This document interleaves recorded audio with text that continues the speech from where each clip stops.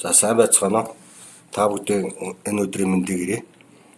Өнөөдөр цуврал 3 лекцийн сүүлийн 2 болох Канадын газрын тосны салбарын эрх зүйн орчин, тус улсын газрын тосны салбарын үйл ажиллагааны зохицуулалт, газрын тосны салбарынх нь өнөөгийн байдлын талаар Альберт Ямончин жишээн дээр яриа. Өнөөдөр хөндөгдөх асуудал нь бол дараагийн сэдвүүдийг хөндлөн тавина.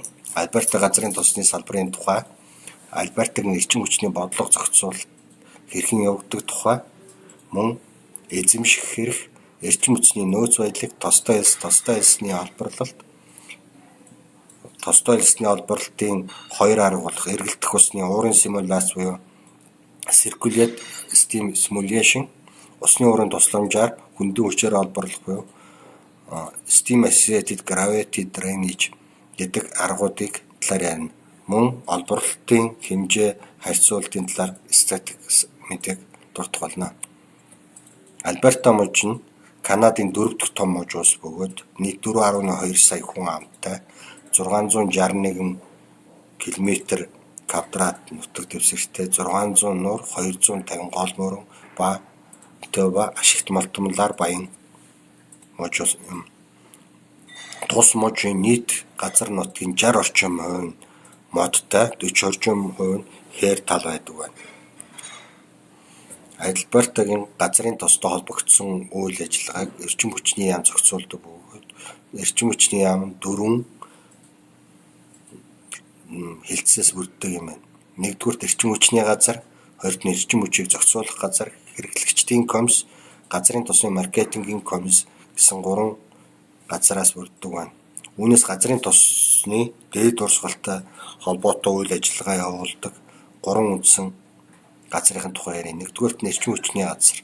Энэ газрын үндсэн үүрэг нь Альбертагийн нийт иргэдийн өмнөөс эрчим хүчтэй холбогдсон үйл ажиллагааг зохицуулна. Нөхөн сэргээгчгүй байгалийн баялаг болох газрын тосны болон сэргээгдэх эрчимний хүчний талаарх бодлогыг боловсруулж хэрэгжүүлнэ.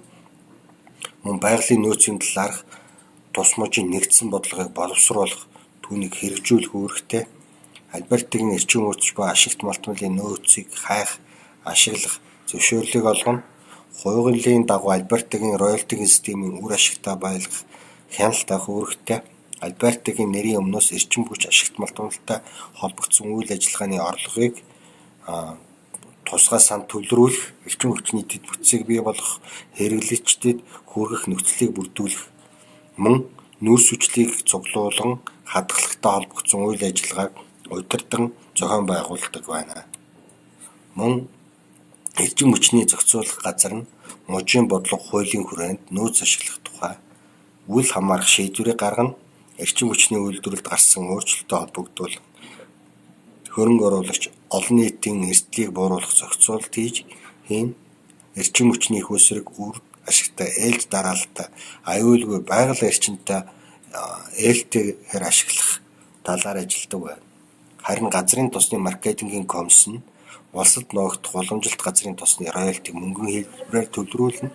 Түүхийн эдийн үнэтэй уялдуулан роялтиг тооц гаргачлалыг боловсруулна. Эрчим хүчний шинэ зах зээл ба тээвэрлэлтийн дэд бүтцтэй холбогдсон зохицуулалтыг хийнэ. Мөн битумын роялтитай холбогдсон үйл ажиллагааг зохицуулдаг байна. Альбертагийн газрын өмчлөлийн эрх нь бол үндсэн 2 хэсгээс бүрддэг байна. Газрын гадаргуугийн эрхийг газрын эзэн эсвэл муж, мөн газрын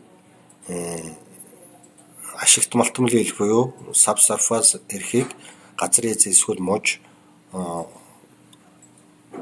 өмчилдөг байна. Газрын гадаргуу ба гүний эрхийг хоёуланг нь хуулиар зохицуулна. Ихэнх ашигт малтмалын эрхийг Альбертийн засгийн газар түрээсээр компанид олгодог байна. Гэхдээ энэ дээр нутгийн уугуул иргэд онгодын эзэмшдэг газар оролддог байна. Ашигт малтмал мужийн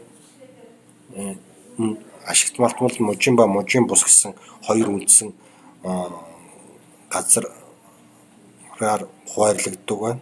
Альберта мужийн өмчийг гром буюу энэ ойролцоогоор 81%, Альбертагийн улсын бус өмч буюу хувийн өмчөнд бус төрлийн өмчөнд бол үндэсний парк 8%, уугуул иргэд 1%, төмөр зам 8%, хаадсан баян компани 1.5, бусад 0.5% эзэмшдэг бөгөөд эдгээр нийлээд ойролцоогоор 20% болоод чөлөөтэй хүйсвэр ба компани хувь хүн гэж нэрлэдэг байна. Газрын тос, байгалийн хэн эзэмших эрх болон цикл процесс, худалдах ба үргэлжлүүлэх бол эрчим хүчний газар шийддэг байна. Гэрээт талбайг юуны өмнө нээлттэйгээ зарлана, хүсэлт гаргасан талбайг хянан үзэж, нөхцөл тавьж, талбайг нийтэд зарлж өндөр санал өгсөн ялдаг байна. Гэрээ нь бол нийт 5 жил хүртэл үргэлжилнэ. Хэрэв гэрээт талбай үр ашигтай бол эрхийг богино эсвэл тодорхой бус хугацаагаар сунгах боломжтой байдаг байна. Хэрэв гэрээт талбай үр ашиггүй бол талбайг нээлттэй болгож буцааж улсад нь өгдөг байна. Харин гэрээлэгч хайгуул их өрөмтөх ба олборлох эрхтэй бөгөөд үр ашигтай нээлт хийж ажиллавал түүний гэрээний хугацааг сунгадаг байна. Гэхдээ Альбертийн түрээсийн гэрээ нь ойлгомжтой, ил тод харилцсан уялдаатай байх зарчим дээр үндэслэгдэн нийт 17 хоногийн хугацаагаар хэвлэл мэдээллийн хэрэгсэлээр нээлттэй гэж зарладаг байна. Энэ нээлттэй зарлах гол үндсэл нь эрсдэл нь бага, үр өгөөжих, түрээс нь хайгуул өрнөлөг ба олборлолтын зардлын эрсдэлтэй холбогдсон тооцогдсон тодорхой үр ашигтай байх гэсэн зарчим дээр үндэслэгддэг байна. Гэрээний хэрэгжилтэнд хяналт тавих, олборлолт явагдаагүй бол талбайг буцааж өгөх нөхцөлтэй байдаг байна. Хөрөнгө оруулагч талбай бол баялаг гэсэн талаас хандаж ажилладаг байна. Ашигт малтмал эзэмших эрх буюу засгийн газар буюу яам нээлттэй талбайг нийт түрүүн хэлсэн ойролцоогоор 4 сар зарлана. Компаниудаас талбайд өөрийн хүсэлтээ ирүүлнэ.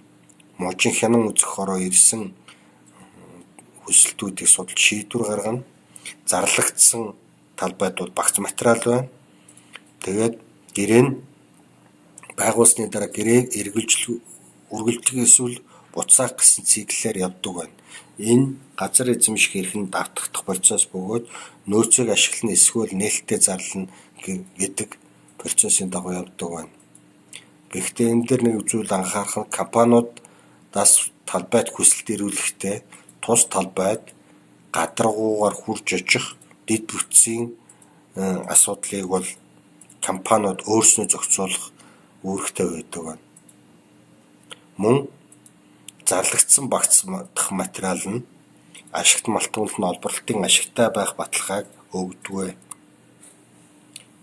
Түрүүн хэлсэн орон нутагт талбайг авахын тулд компани мужид орон нутгийн захиргаа ба газрын эзэн орсон суугчдаа урьдчилан тохиролцохыг зөвлөсөн мэдээллийн зөвлөмж 2007-21 гэдэг зөвлөмжийг тендерт оролцох компаниудад санал болгодог байна.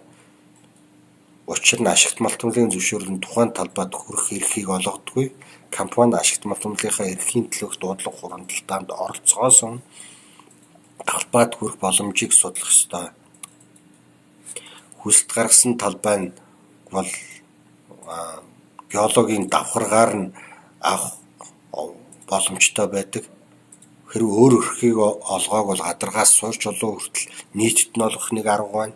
Мөн хэсэгчлэн сонголт хийх замаар тодорхой сонгосон давхаргыг сонгож болно.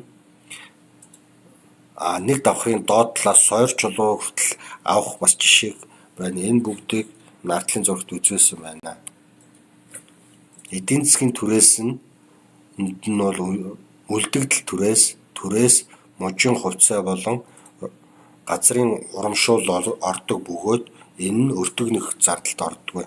Өртөг нөхөх зардалт нь бол үлдэгдэл мужийн татвар, холбооны татвар, үйл ажиллагааны татвар, хөрөнгө оруулалт ордог байна. Альбертийн роялтигийн системийн онцлог нь роялтын бүтц нь явуулж байгаа үйл ажиллагаатай холбоотой. Эдийн засгийн түрээсийг засгийн газар төвлөрүүлэх үүрэгтэй, мөн компаниудын өрсөлдөх чадварыг ихсгэх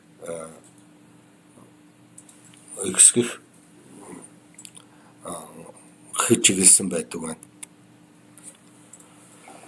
Зарлагдсан багц материалд байж болох материал нь Альбертагийн эрчим хүчний газраас нийтэд зарласан материалд цооногийн байршил, олборлолтын хэмжээ, өрөмдлөгийн мэдээлэл, чөмөг дээж, картаж, цооногийн геофизикийн судалгаа хийгдсэн хэсэг, хүндийн хүч, соронзон хүчний судалгаа, чичирхийллийн пассив болон 2D, 3D хэмжээс судалгаа хийгдсэн талаарх мэдээлэл мөн тусгай зөвшөөрөл эсвэл түрээсийн зарчмаар эзэмшүүлэх талаар мэдээгддэг байна. Харин хайгуулын цооногийг зөвшөөрлгүй өрөмдвөл хуулийн дагуу шийтгэл ногдуулдаг байна. Мөн тусгай компани ашиглах зөвшөөрөл авсны дараа ашигт малтмлын эзэмших эрхийг авдаг нь талбайдаа очих хэрэг бол улсын газраар очих бол талбайдаа очих эрхийг авна. Мөн газрын гадаргуу эзэмших эрх, гадаргуугийн эрхийн зөвлөлтөө тохиролцсны дагуу эзэмшнэ. Мөн хайгуул ба үнэлгээний цооног өрөмдөх, ашиглалт ба олборлолтын барилга байгууламж, дамжуулах хоолой барих эрхтэй байдаг байна. Газрын тус байгалийн нөөцийг Альберто Можийн хувьд мэдээлэхдээ Альбертагийн эрчим хүчний газраа жилийн ST98 тайланг гаргаж ил тод мэдээлдэг. ST98 тайлан тус мужийн эрчим хүчний бүх төрлийн секторын нөөц, хангамж, хэрэглээний талаарх үйл хамааран үнэн бодит мэдээлэл багтана. 78-аас 2015 он хүртэл мужийн эрчим хүчний зөвлөх хорооны мэдээлэх системийг ашигладаг байсан. 16 оноос Альбертагийн эрчим хүчний газар нь уламжлалт бус газрын тосны тайлан мэдээлэх системийг боловсронгуй болгон ашиглаж байгаа юм байна. ST98-д бол дараах мэдээ багтдаг газрын тус байгалийн нөөц ба баялагын тооцоо, газрын тус байгалийн олборлолт ба төсөөллийн тухай мэдээ, түүхийн эдийн өнөөгийн болон хэтийн үн, эрчим хүчний нийлүүлэлтийн өртөг зардал, түүхийн эдийн хэтийн төлөвлөлт ба судалгаа, тээврэл ба тоног төхөөрөмж. Энэ эдгээртэй холбогдсон мэдээллийг дэлгэрэнгүй мэдээлэл авахыг хүсвэл доорх 3 холбоосоор авч болно. Альбертагийн эрчим хүчний газрын ST98 жилийн тайлан, Канадын газрын тус ба хийн үнэлгээний гарын авлага, газрын тосны инженеруудын нийгэмлэгийн веб хуудсыг заасан байгаа. Альберто Можийн түүхийн тосны баялаг нь бол ер нь Альберто Можийн гэлтгүй Канадад нь дэлхийд 2-т орох түүхийн тосны баялагтай бөгөөд нэгдүгээрт нь Сауди Араб 262 тэрбум баррел газрын тосны нөөцтэй, Канадад нь 180 орчим тэрбум баррел газрын тосны нөөцтэй. Гэхдээ дэлхийд дээр мэдэгдэж байгаа газрын тосны нөөцийн дөнгөж 13% нь одоогийн техник, технологи, эдийн засгийн нөхцлөөр олборлох боломжтой байдаг. Энэ олборлож болох нийт нөөцийн хагас нь Альберто Можийн тостой эс байдаг байна. Альбертагийн эрчим хүчний нөөц баялагын нь баруун Канадын тунал хурцтай сав газрын хойд хэсэгт орших бөгөөд тус баялагыг Альберто Можи эзэмшдэг ба хувийн хөрөнгө оруулалтаар хайгуул бүтээн байгуулалт олборлолтын үйл ажиллагааг явуулдаг. Альберто Можи эдийн засгийн гол хүчин зүйл нь эрчим хүчний үйлдвэрлэл юм аа. За Альбертогийн түүхийн битумын нийт олборлолтод нь 6.4, ашиглалтын батлагдсан нөөц нь 170 тэрбум, батлагдсан нөөц нь 138 тэрбум байна. Үүнээс түүхийн тос бол нийт олборлолтын түүхийн тос нь бол 16 тэрбум, батлагдсан нөөц нь 2.2, ашиглалтын баталгаат нөөц нь бол 1.5 тэрбум баррел байна. Байгалийн хийн хувьд бол нийт олборлолт нь 141 тэрлэн шофит, ашиглалтын батлагдсан нөөц нь 40 тэрлэн шофит, батлагдсан нөөц нь 42 тэрлэн шофит байна. Мөн нүүрсээр Альберто Можи баялаг бөгөөд нийт 644.5 тэрбум тонн батлагдсан нөөцтэй бөгөөд үүнээс нийт олборлолтод дөнгөж 1.5 тэрбум тонн нөөцийг олборлсон байна. Уламжилт бус байгалийн хийн нөөцийн геологийн үндсэн 7 давхархад энд гаргаж үзүүлсэн байна. Нийт нөөц нь бол 2310 тэрлион шофит бөгөөд өнөөгийн нөхцөлд олборлож олох хийн нөөц нь 182 тэрлион куб фит байна. Түрүүн хэлс нийт нөөц буюу баялаг нь 3424 тэрлион шофит бөгөөд энд Колорадо группийн давхрах нөөцийг оруулаагүй байна. За одоо 2 дугаар лекцэнд оръё. Энэ нь бол тустай элс. Альбертагийн их сургуулийн профессор доктор Рик Чалатурникийн танилцуулгаас авч ашигласан болно. Альберта муж нь газрын тус ба тостой элсний ордуудаар баялаа бөгөөд тус мужийн газар тариалангийн бүс нутаг болох өмнөд ба төв хэсэгт баруун хойд хэсэгт буюу их тал ба дөлгөөн голын бүс гэдэг нэрлэгдэх газар уламжилт газрын тосны ордууд нь байрладаг байна. Харин зарим модтой газар буюу нутгийн зүүн хойд хэсэгт тостой элс байрлана. Энэ бүс нутаг нь Атабаскийн голын хөндий болон Атабаскийн дельтагийн үзүүрэг гэж нэрлэдэг бөгөөд байна. Тостой элсний байрлалын дэлгэрэнгүй зургийг энэ дээр үзүүлсэн байна. Макмүрэ бэхлэлтийн байх тостой элсний ил гарсан Мүррийн давхаргын ордын дэлгэрэнгүй зургийг үзүүлжээ. Тостой элсний судалгааны ажлыг 1930-аад оноос эхэлсэн бөгөөд 1970-аад онд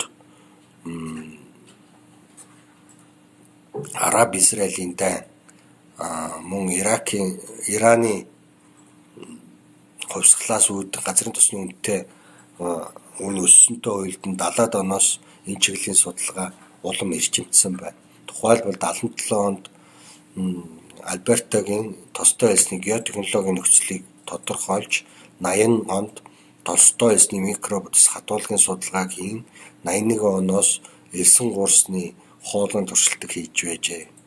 Мөн 1983 оноос тостой элсийг халаахад үзүүлэх физик химийн нөлөөг тодорхойлсон байна. Үүний дагуу 1984 онд тостой элсний температур ба даралт өсгөд үзүүлэх геотехнологийн нөлөөний тухай судалгааг хийж дуусгасан байна. Уламжлалт бус газрын тосны онцлог нь давхар хаана байгаа нь тодорхой, элстик битум занардах газрын тос ба хий нь хөдөлгөөн бага. Ийм учраас хаалт чулуу шаардлагагүй газрын гүнд байрладаг. Харин хураагуурт биш. Газрын тус ба хийг давхраас салгахад хүндрэлтэй. Хайгуул нь газрын тус байгалийн хийн агуулга, давхаргын зузаан, түүний органик бодисын тархалт руу чиглэнэ. Олборлолтын технологийн дэвшил ба процесс руу чиглэгдсэн байдаг байна. Энэ зураг дээр тостой элсний Макмүрэ давхаргыг үзүүлсэн байна. Тостой элсний баялагын олборлолт Альберта мужийн хувьд бол газрын гүний ба уурхай аргаагаар олборлож байсан байна. 2004 онд ил уурхай аргаар 610 баррел 10,000 баррел өдөрт олборлож байсан бол 2019 онд 1 сая баррел өдөрт олборлож байсан байна. Газрын гүнтэх олборлолт 2004 онд 386 мянган баррелийг өдөрт олборлож байсан бол 2009 онд 710 мянган баррел өдөр болсон байна. Тостой элсийг олборлохдоо ил уурхай арга мөн ин ситү буюу газрын гүнд 200 хүртэл метр гүнд олборлох дундаж гүнд олборлох арга мөн 200 метрээс дээш гүнд олборлох гүний олборлолтын арга гэж онцлогддог байна. Ер нь газрын тосоо олборлох үндсэн 3 арга байна. Уламжилт газрын тос буюу хөнгөн дунд ба доон хүнд газрын тосыг уламжилт цооногоор олборлож дамжуулах хоолой машин техникээр зүүн боловсруул хууль дүр хадгалах байгууламжид хүргэдэг байна. Тус Альберто мужийн газрын тосны баталгаат нөөц нь 4 тэрбум байсан бөгөөд одоо 1.5 тэрбум баррел үлдээд байгаа юм байна. Хэрв олборлолтынхаа технологиг сайжруулж чадвал 4 түн баррелаар нөөц нь нэмэгдэх боломжтой.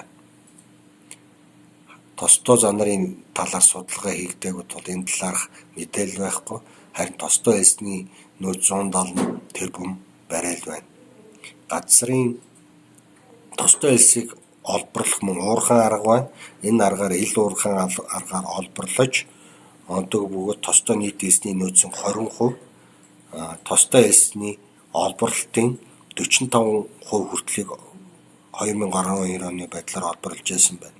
Харин 75-аас 200 метрийн гүнд бол газрын гүнд тостой элсийг олборлох аргыг хэрэгэлдэг. Энэ дээр бол зураг дээр бол уурын тусламжаар хөндийн хүчээр олборлох саг даргыг үзүүлсэн байна.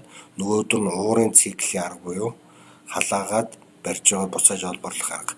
Энэ аргаар нийт тостой элсний нөөцийн 80 орчим хувийг олборлох боломжтой бөгөөд тостой элсний олборлолтын 55% 2012 онд олборлжээ.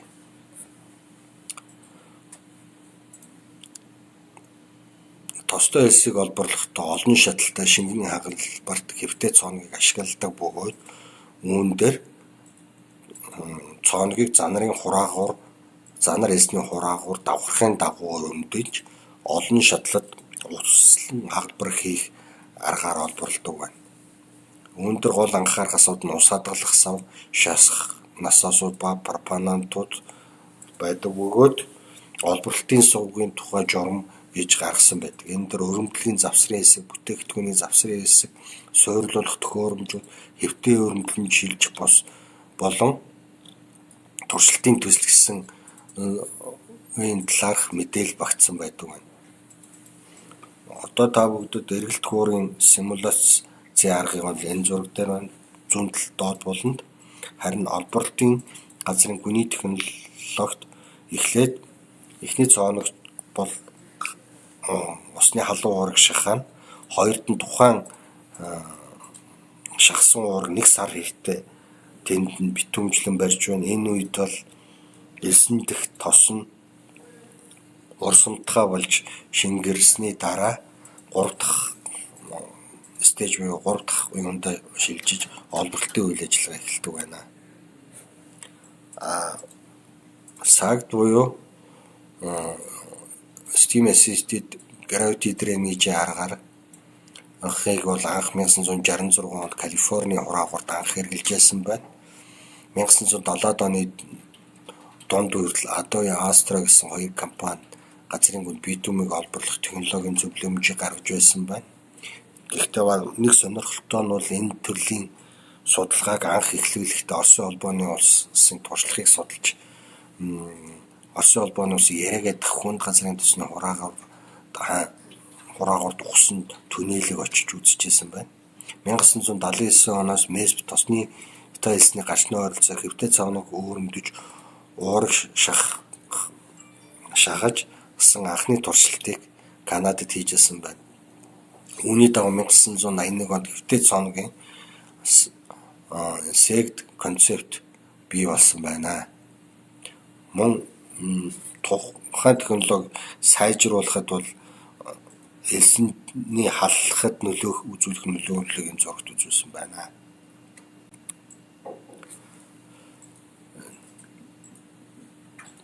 Steam Assisted Gravity Drainage-ийн хэвтээ өрөмдлөгийг хийхдээ зэрэгцэн хоёр цооног өрөмддөг учраас цооног өрөмдөхдөө соронзон чиглүүлэгч төхөөрөмжийг ашигладаг. Түүний хяналтын үйл ажиллагаа нь бол маш чухал байдаг учраас бол температур мэдрэгч болон даралт мэдрэгч зэрэг тоног төхөөрөмжийг суйрлуулан хяналтыг тогтмол явуулдаг байна. Одоо дээрх аргуудын дагуу олборлолтын хэмжээ болон нэвчилт хэрхэн өөрчлөгдсөнийг дараах хоёр зурагт үзүүлсэн байна. Нэгдүгээрт нь Circulate Steam симуляцийн үед бол нэвчих чадвар буюу permeability-ийн нэгээс доош байсан бол уурын тусламжтайгаар хөндий хүчээр олборлоход бол 5 болтлоо нэмэгдэж ус унтгах чанар нэмэгдсэн байна. Энэ хоёр аргаар бол битумыг олборлож болдог бол cold flow аргаар бол зөвхөн хүнд газрын тосыг олборлдог байна. Донд олборлож болох дундаж хүн нь бол CSS технологиор бол хайрцангуй боломжийн хүнд олборлдог бол SAG технологиор бол гүйхэн газрын гадаргууд давхарх нь ойр байх үед илүү ашигладаг байна. Тэгэхдээ энэ дээр SAG технологийн давуу тал нь бол давхаргын зузаан бол бага байсан ч болдог бол CSS технологи дээр минимум 5 метрийн зузаантай давхаргад хийх хэрэгтэй байдаг байна. Энэ ард талд нь бол цооногоор хэмжээнд олборлох боломжийг үзүүлсэн байна. Нэг цооногийн хэмжээнд бол одоо CSS технологиор 10-ыг олборлож байсан бол SAG дээр 80 болтол өссөн байх жишээтэй. Тостой элсний олборлолтын өртгийг 2007 оны байдлаар Канадын доллараар 1 баррел газрын тосны ногдохоор гаргасан байна. Үүн дээр бол ил аргаар олборлоход бол битумыг олборлоно. Үйл хөрөнгө оруулалт нь $17, үйл ажиллагааны кост өртөг бол 19, нийт бол 36 байсан. Харин үүнийг шингэрүүлэн олборлсон тосгоо шингэрүүлэхэд бол нийт $73 болдог байсан байна. Харин SAG технологийн хувьд битумыг мөн ажил олборлож байгаа бөгөөд хөрөнгө оруулалт нь бол хайрцангуй бага 12. Гэхдээ үйл ажиллагааны зардал нь 22. Нийт 34 Канад доллар баррел байсан гэдэг байна. Харин in situ CSR-сээр бол капитал хөрөнгө оруулалт нь SAG-д бол $2 илүү, үйл ажиллагааны өртөг нь бол ойролцоо нийлээд $37 болдог байна. Гаргаж ирсэн тосыг синтетик crude oil болгоход бол энэ нь бол нийт $72 болтол өсдөг байна. Нийт тостой элсний олборлолтын хэмжээ Атабаскын регионд бол компаниудаараа доор үзүүлсэн байна. Нийт бол 2009 оны байдлаар 1,18,000 баррел өдөр болно. За ингээд энэ цуврал 3 лекцийн талаар дүгнэлтээ хэлье. Олон улсын газрын тосны хайгуул ашиглалтын гэрээний төрлүүд хэлэлцээний үндсэн асуудал сэдвээр бид концессийн гэрээ буюу роялти татвар, бүтээгдэхүүн хуваах гэрээ, үйлчилгээний гэрээ гэсэн 3 үндсэн гэрээг үзлээ. Энэ 3 гэрээний хүрээнд хэлэлцээний үндсэн асуудлын талаар ярилцсан болно. 2 дахь лекцээр Канадын газрын тосны салбарын эрх зүйн орчин, салбарын үйл ажиллагааны зохицуулалтын өнөөгийн байдлын тухай ярьсан бөгөөд бодит жишээн дээр Альберто мужийг авч тус мужийн газрын тосны салбарын эрх зүйн орчин, салбарын зохицуулалт, салбарын өнөөгийн байдлын талаар ярилцлаа. 3 дахь дэд лекц буюу тостой хэлсний энэ хүрээнд Канадын Альберто мужийн газрын тос түүхий тос байгалийн хий, тостой элсний нөөц баялаг, тэдгээрийн хэмжээ, тостой элсийг олборлох технологиуд болох CSS, SAG технологиг тухай ярьлаа. Энэ 3 лекцийн ярьсны дагуу дараах саналыг гаргаж байна. Нэгдүгээрт нь гэрээний хүрээнд Монгол улсад бол 3 төрлийн гэрээг гурвууланг нь ашиглах зүйтэй маа гэж үзэж байна. Нэгт нь одоо манад хэрэгжиж байгаа бүтээгдэхүүн хуваах гэрээг уламжилт газрын тосонд цаашдаа хэрэглэх. Харин уламжилт тус газрын тос буюу үйл ажиллагааны өртөг өндөртөө нарийн технологи шаардсан энэ салбарт бол концесс буюу роялти татварын гэрээг ашиглах. Харин ашиглалтын хугацаа дуусч байгаа орд буюу даачин доншин компани үйл ажиллагаа явуулж байгаа талбайд гэрээ доосоход бол үйлчилгээний гэрээг байгуулж гадаадын өндөр техниктэй өндөр хөгжилтэй орны техник технологи хөгжсөн компаниудыг оруулж ирж олборлолтыг өсгөх замаар байгалийн баялагаа ашиглах боломжтой гэж үзэж байна. Мөн хоёр дахь үндсэн зүйл нь бол талбай хэмжээг багасгах шаардлагатай. Үүнд нэгт нь талбайг шинээр залгадлах гэж байгаа талбай, эсвэл гэрээн дууссан талбай, эсвэл буцаж ирсэн талбайн хэмжээг багасгах шаардлагатай байна гэж миний хувьд үзэж байна. Энэ дараах тус үйл ажиллагаанд оролцдог хөрөнгө оруулагч засгийн газар орон нутгийн аль альнийх нь эрхийг ашигыг хангана гэж үзэж байгаамаа. Хөрөнгө оруулагчийн зөвд эдийн засгийн хувьд ашигтай ажлын хөтөлбөр нь тодорхой талбай чиглэсэн боломжтой, өөрийнхөө санхүүгийн боломж шийдвэрлэх боломжтой, бага хэмжээний хөрөнгө зарцуулна, эрсдлээ тооцох боломжтой учраас хөрөнгө оруулагчдын хувьд бол талбай багасгах нь ашигтай гэж үзэж байгаа. Засгийн газрын хувьд бол геологийн эрсдэл. Геологийн эрсдэл гэдэг нь тухайлбал Монгол улсын газрын тосны хайгуулын талбайнууд нь маш том хэмжээтэй бөгөөд тухайн талбай дээр хийгдсэн геофизик, геологийн судалгаа бараг байдгүйтэй холбогдлолтой компаниуд эрсдэлд ордог. Нөгөө талаар засгийн газар энэ талбайнуудаа гэрээлэгчдэд олгоод тухайн компаниуд үйл ажиллагаагаа явуулахгүй, эсвэл тухайн талбайн жижигхэн бага хэсэгт үйл ажиллагаа явуулснаас бус талбайн геологийн потенциалыг мэдэх боломжгүй байдаг учраас өөр компани орж ирвэл засгийн газар геологийнхоо бүтц тодорхойлж чадна гэж үзэж байгаа. Мөн техник технологийн хувьд олон компани орж ирснээр дэвшилтэт технологитой компаниуд орж ирж өрсөлдөөн бий болсноор талбай эргэлтэнд орно гэж үзэж байгаамаа. Харин орон нутгийн хувьд бол тухайн сум аймгийн манай өнөөдрийн талбай бол зарим талбай бол нийт 4 аймгийг хамарсан дунджаар 15-аас 20 сумын нутагтын хэсэгт давнсан талбайнууд байдаг бөгөөд энэ урамшуул нь тухайн аймгийн мөнгөн урамшуул нь тухайн аймгийн засаг захиргаа бол энэ 20 сумд хуваагдаад маш бага хэмжээтэй ногддог. Хэрв тухайн талбай багаснаар 2-3 сумын хэмжээтэй боллоо гэж үзэхэд бол урамшууллын хэмжээ бол орон нутагт их очно. Ийм учраас орон нутгийн ард иргэд бол эсэргүүцэх нь бага болно. Хоёрт нь хөрөнгө оруулагч бол үйл ажиллагаагаа сурталчилж орон нутагт ажиллах боломж нь илүү болно. Мөн үүнтэй үед хайгуулын хугацаа багаснаар орон нутагт ирэх ачаал бол багасна гэж бодож байгаамаа.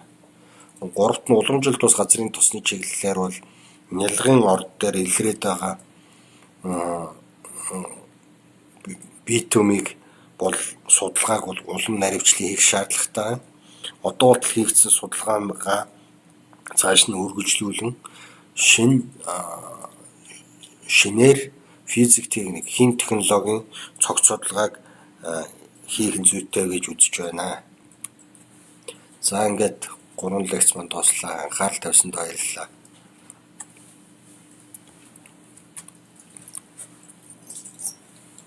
Хэрэггүй ч тийм. Лекц л юм чи. Болцсноо.